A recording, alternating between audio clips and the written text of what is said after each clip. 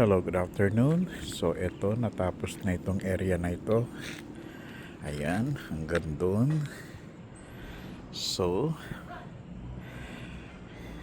ang next project natin ay palalagyan natin ng mga frog grass yan para may design na kulay green na square.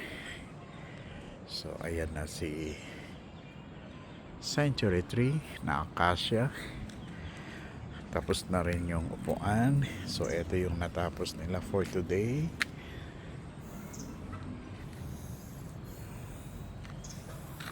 So, yung sa side dito, pininis na. Ito ay nakalaan yan. Wheelchair, ano yan? Daanan ng mga wheelchair. So, this is our century tree. Ayan. Hanggang sa likod pa yan. So, dito yung nakapropose na outdoor kitchen. Open space siya. Meron siyang center island.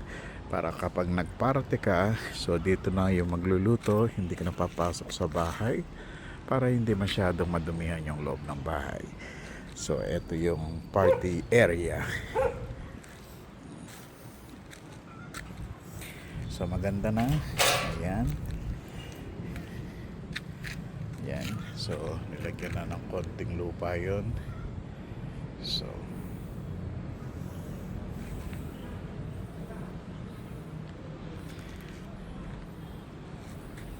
yung tree na yan, yun yung gulay pala ito. Yun yung tinatawag sa mga Ilocanong baag.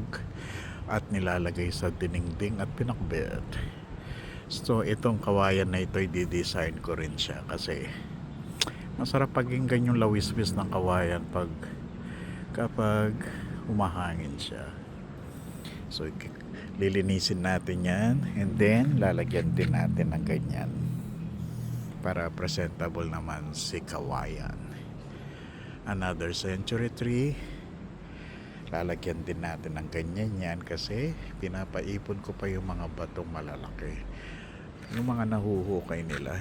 Actually, ito pinatambak ito puro ganyan yung dineliver na may halong bato. Ayan, ang dami. So, good afternoon. Have a nice day. Ayun, gutom na si Tandang at kumakatok na siya. Ibig sabihin, bigyan niyo na ako ng pagkain at gutom na ako. So every morning, kumakatok na yan. At saka hapon.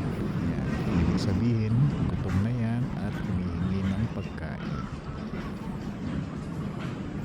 Thank you and have a nice day.